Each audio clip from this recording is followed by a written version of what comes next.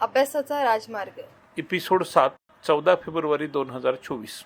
मच्छिंद्र चाटे सरांचा विद्यार्थी आणि पालकांशी सुसंवाद. दर्जेदार शिक्षण हा प्रत्येक मुलाचा हक्क आहे आणि तो त्याला मिळाला पाहिजे. भाग 1. नमस्कार मित्रांनो, मी मच्छिंद्र चाटे मराठी यूट्यूब चॅनलवर आपलं स्वागत आहे. आज विचार करूया एका अत्यंत महत्त्वाच्या विषयावर, आणि तो विषय आहे की दर्जेदार शिक्षण हा प्रत्येक मुलाचा हक्क असतो आणि त्याला तो मिळाला पाहिजे. आजचा विषय आहे की दर्जेदार शिक्षण हा प्रत्येक मुलाचा हक्क असतो आणि तो त्या विद्यार्थ्याला मिळाला पाहिजे.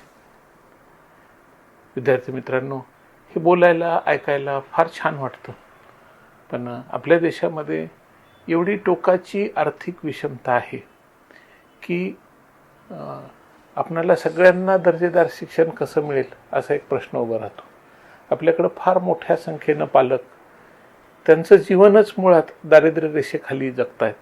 त्यांच्याजवळ पैसा नाही, शिक्षण नाही, पण तरीही काही गोष्टी फार समाधानकारक आहेत.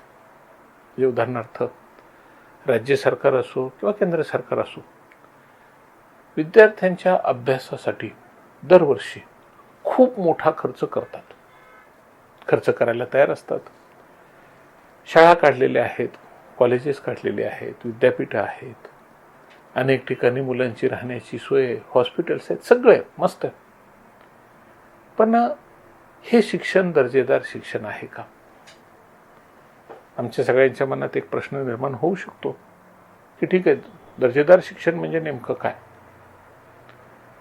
तर मित्रांनो, जे काही शिक्षण आहे त्या शिक्षण व्यवस्थेमध्ये ॲक्युरसीवर भर देणं, मुलाला पटणं, एकच गोष्ट पुन्हा पुन्हा सांगावी न लागणं. मला एक माझ्या ह्याच्यातला विद्यार्थी दशेतला एक अनुभव सांगतो.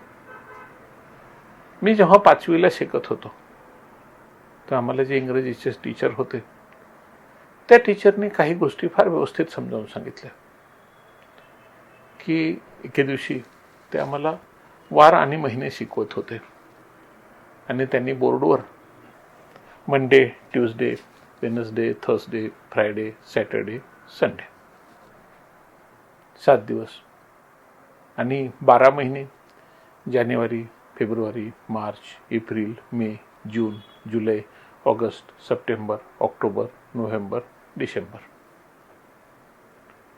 प्रत्येकाचं स्पेलिंग व्यवस्थित सांगितलं समजावून.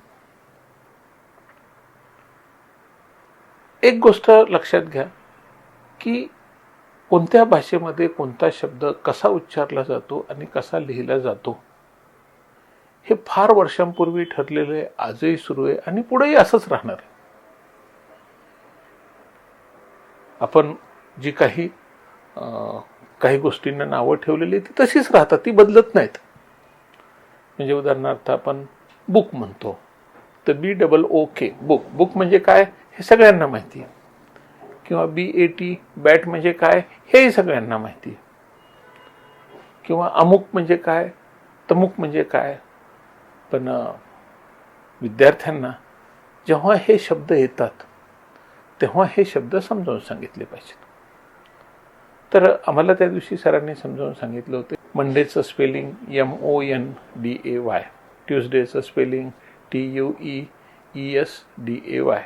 तसं हे सगळे स्पेलिंग्स तुम्ही दिलेले आहेत, हे लक्षात ठेवा. हे स्पेलिंग्स पाठ करा, प्रत्येक शब्द लिहून पहा, क्रमानं लिहा. क्रम कधीही बदलणार नाही. मंडे नंतर ट्यूजडे येणार, ट्यूजडे नंतर वेनसडे येणार, वेनसडे नंतर थर्सडे येणार, थर्सडे नंतर फ्रायडे येणार, फ्रायडे नंतर सॅटरडे, सॅटरडे नंतर संडे, संडे नंतर पुन्हा मंडे. आणि त्याच्यामुळं आपल्याला आयुष्यामध्ये हे 7 शब्द पुन्हा पुन्हा लिहावे लागणार आहेत. आणि पुन्हा पुन्हा लिहायचे तर आपण आज स्पेलिंग लक्षात ठेवलं, आज स्पेलिंग पूर्ण व्यवस्थित समजून घेतलं, तर आयुष्यात पुन्हा कधीही हा शब्द लिहावा लागला तर आपणाला हे विचारण्याची गरज नाही पडली पाहिजे की थर्सडेचं स्पेलिंग काय हो, किंवा ट्यूजडेचं स्पेलिंग काय हो, फ्रायडेचं स्पेलिंग काय. कारण एकदा तुम्ही पाठ केलेले. नंतर एक दुसरा मुद्दा महत्त्वाचा आहे की जेव्हा केव्हा आठवड्याचा कुठलाही दिवस लिहिला जातो. 7च दिवस आहेत, त्यांचा क्रम ठरलेला आहे आणि हे दिवस बदलणार नाहीत. आणि पहिलं अक्षर जेव्हा केव्हा कुठल्याही दिवसाचं पहिलं अक्षर लिहिलं जाईल, MONDAY, मंडे लिहिताय तुम्ही M कॅपिटल पाहिजे, ट्युजडे लिहिताय T कॅपिटल पाहिजे, वेनसडे लिहिताय W कॅपिटल पाहिजे. कधीही शब्दाच्या मध्ये जरी आलं वाक्य, उदाहरणार्थ समजा टुडे इज वेनसडे, तर W कॅपिटलच येणार. वेनसडे शब्द जेव्हा कधी येणार तेव्हा W कॅपिटलच येणार. तीच गोष्ट महिन्यांच्या बाबतीमध्ये जानेवारी, फेब्रुवारी, मार्च, एप्रिल, मे, जून, जुलै, ऑगस्ट, सप्टेंबर, ऑक्टोबर, नोव्हेंबर, डिसेंबर क्रम ठरलेला आहे. आणि या क्रमामध्ये पुन्हा एक गोष्ट आहे की स्पेलिंगही ठरलेले आहेत. जानेवारीचं स्पेलिंग 500 वर्षापूर्वी जे होतं तेच आता आहे आणि अजून 500 वर्षानंतर सुद्धा जानेवारीचं स्पेलिंग हेच असेल. आणि इंग्रजी भाषा जोपर्यंत अस्तित्वात असेल तोपर्यंत जानेवारीचं स्पेलिंग हेच असेल. हे स्पेलिंग बदलणार नाही. आणि हे स्पेलिंग असं का लिहिलं जातं हे विचारण्याची सुद्धा सोय नाही. कारण हे शब्द असेच लिहिले जातात, हे महिने असेच लिहिले जातात आणि हे असेच लिहिले जाणार आहेत. त्याच्यातही पुन्हा पहिलं अक्षर कॅपिटल. समजा आता अमुक महिना सुरू आहे, कुठला फेब्रुवारी महिना सुरू आहे, तर February F is capital, March M is capital, this is February F is capital. ह्या गोष्टी तुम्ही एकदा लक्षात घेतल्या आणि हे स्पेलिंग एकदा लक्षात ठेवले तर मित्रांनो, आपण एका अर्थानं की या क्षेत्रापुरतं का होईना पण आज क्वालिटी एज्युकेशन घेतलं. तसं इंग्रजी शिकवत असताना प्रत्येक बारीक सारीक गोष्टी व्यवस्थित शिकवल्या गेल्या पाहिजेत, मुलांकडून करून घेतल्या पाहिजेत, मुलांना लिहायला लावल्या पाहिजेत. त्या शिक्षकांनी आम्हाला 7 दिवस 4 वेळा लिहायला लावले. दररोज एका मुलाला उभे करायचे, बेटा उठ आणि समोर ये आणि बोर्डवर 7 दिवस लिहून काढ. दुसऱ्याला एखाद्याला उठून उठ, 12 महिने लिहून काढ. सगळेच शिकले हो. आणि माझ्या बॅचमध्ये जे काही 30 विद्यार्थी होते ते विद्यार्थी त्यांच्या आयुष्यामध्ये कधी दिवसाचं स्पेलिंग चुकले असतील, कधी महिन्याचं स्पेलिंग चुकले असतील, असं कधीच घडलं नाही. एक गोष्ट अजून लक्षात घ्या, दर्जेदार दर्जा काय, जे काही तुम्हाला शिकवायचे ते शिकवा, त्याची वारंवार उजळणी करा, रिपिटेशन करा. मुलाला घरी प्रॅक्टिस करायला लावा, सराव करायला लावा, कागदावर लिहून काढायला लावा, पाटीवर लिहून काढायला लावा, बोलत राहायला सांगा, बोलू द्या त्याला. आणि मग जेव्हा त्याला ह्या सगळ्या बाजूने त्याच्या लक्षात येईल की हो आता माझ्या लक्षात आलेलं आहे आणि आता मी विसरणार नाही आणि मला आता हे समजलं, तर मित्रांनो त्याच्या क्वालिटी एज्युकेशनची सुरुवात झाली. आणि हा विषय इथंच एवढ्यापुरताच मर्यादित नसतो. आपण कुठल्याही विषयावर जेव्हा अभ्यास करत असतो, नवीन शब्द येतात तेव्हा त्यांची स्पेलिंग काय, अमुक काय, हे सगळं आपण लक्षात ठेवत असतो.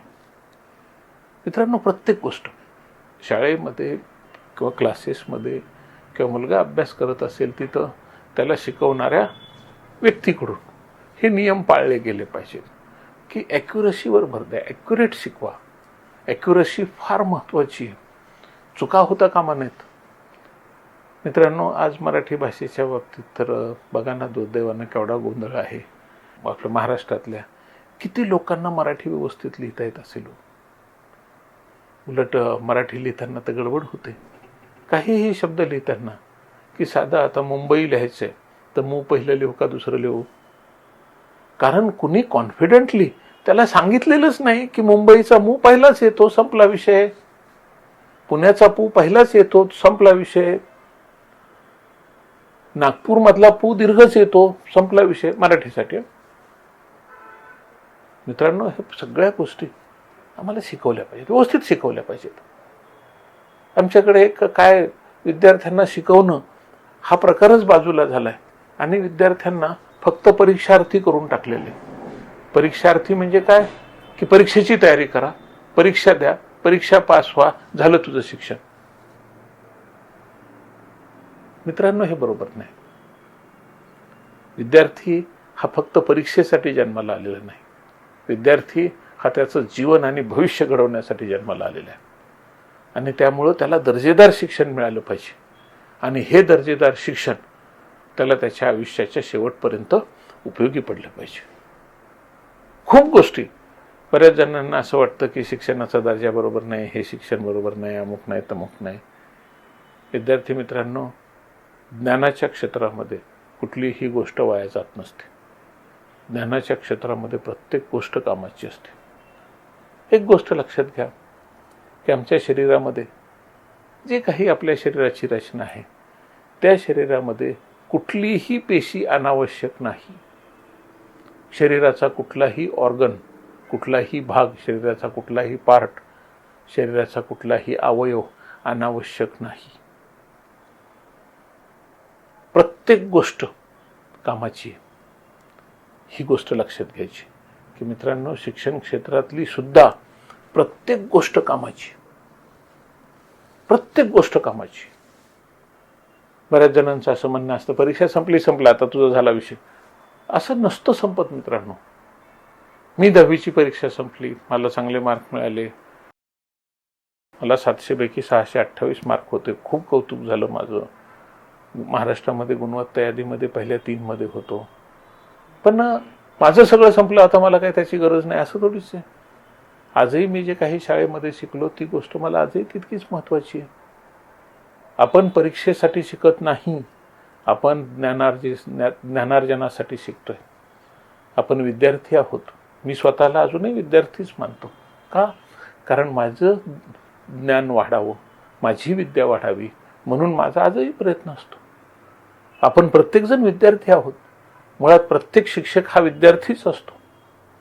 आणि विद्यार्थ्यांनी त्यांना सिनियर विद्यार्थी म्हटलं पाहिजे. पण एक गोष्ट आहे, तो शिष्य आहे, ज्यांच्याकडून तुम्ही शिकताय, त्याच्यामुळे तुमचं ते नातं गुरु शिष्याचंच नातं असलं पाहिजे, यात वाद नाही. पण गुरूंनी सुद्धा स्वतःला विद्यार्थीच मानलं पाहिजे. आमचे ऋषीमुनी अगदी कित्येक वयापर्यंत ते त्यांचं अध्ययनाचं काम कधीही थांबवत नव्हते. मित्रांनो, विद्यार्थ्यांना परीक्षार्थी बनवू नका, त्यांना ज्ञानार्थी बनवा. ज्ञानाबद्दल त्यांचं हे वाटलं पाहिजे, उत्साह वाटलं पाहिजे. मला ज्ञान वाढवायचे. आणि हे ज्ञान वाढलं की तुमच्या त्या ज्ञानामुळं तुमच्या जीवनाला एक आनंद येणार आहे, तुमच्या जीवनाला एक दिशा मिळणार आहे. तुम्ही फार यशस्वी होणार आहात. मित्रांनो, परीक्षार्थी हो नका, ज्ञानार्थी व्हा. पुस्तकं वाचा, अभ्यास करा. अभ्यास केलेला कसा लक्षात ठेवायचा हे ठरवा. कुठल्या गोष्टीची रिव्हिजन करायची, कुठल्या गोष्टीचं पाठांतर करायचे, कुठली गोष्ट मनामध्ये ठेवायची.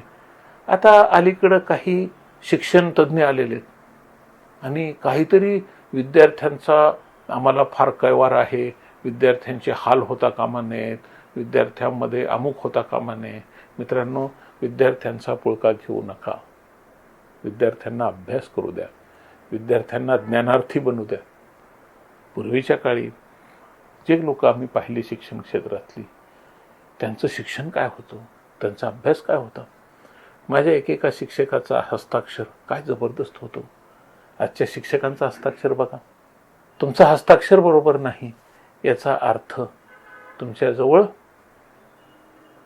ज्ञानाची इच्छा नाही, तुम्हाला समजून घेण्याची इच्छा नाही. आणि मी समजा काही लिहिलं कागदावर, 1-4 ओळी लिहिल्या आणि त्या वाचल्या, समोर धरल्या. ते जर अक्षर चांगलं असेल तर मला स्वतःला काय आनंद होतो, अरे काय मस्त अक्षर आहे माझं, वाह. तुमचा कॉन्फिडन्स वाढला. आणि तुम्ही काहीतरी लिहिलेलं असतं आणि तुम्हाला कुणीतरी विचारतं, काय लिहिलंय हो हे साहेब, वाचून दाखवा जरा. तुम्ही लिहिलेलं वाचता येत नाही आम्हाला. आता तुम्हाला म्हणाल का मी काय कॉन्फिडंट आहे म्हणून, माझा आत्मविश्वास वाढला म्हणून. मित्रांनो, असं होता कामा नये. मित्रांनो, आपण पाहिलं आज की आम्हाला विद्यार्थी व्हायचे, ज्ञानार्थी व्हायचे, परीक्षार्थी व्हायचं नाही. आता मी म्हटलं की हस्ताक्षर चांगलं असलं पाहिजे, तर लगेच कुणीतरी एक जण म्हणेल, आता हस्ताक्षराची काय गरज आहे, आता ऑब्जेक्टिव्ह प्रश्न आहेत. मित्रांनो, पुन्हा तुम्ही परीक्षार्थीचाच विचार करता आहात. तुम्ही जर खरोखर ज्ञानार्थी असाल, विद्यार्थी असाल, तर ह्या 4 मूलभूत गोष्टी तुम्ही कधीही विसरणार नाहीत. कुठल्या? की मला भाषा बोलता आली पाहिजे, मला भाषा ऐकता आली पाहिजे, मला भाषा लिहिता आली पाहिजे आणि मला भाषा वाचता आली पाहिजे. हे 4 भाषेचे स्तंभ आहेत. आणि यातला कुठलाही स्तंभ जर कमकुवत असेल तर तुमचं भाषेचं ज्ञान अपुरं आहे. त्याच्यामुळे मित्रांनो, दर्जेदार शिक्षणामध्ये आम्हाला काय आवश्यक आहे हे आपण शिकलं पाहिजे.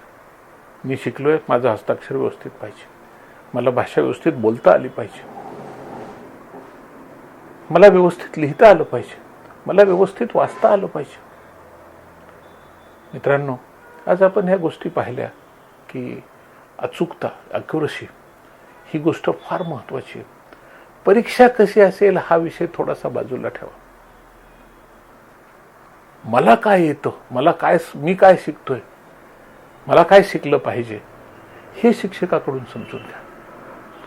आणि जिथं मी कमी पडत असेल तिथं मी ती भर कशी भरून काढेल याचा प्रयत्न करा. ही चर्चा आपण अभ्यासाचा राजमार्ग या आपल्या चर्चेमध्ये पुढच्या एपिसोडमध्ये सुरू ठेवू. धन्यवाद.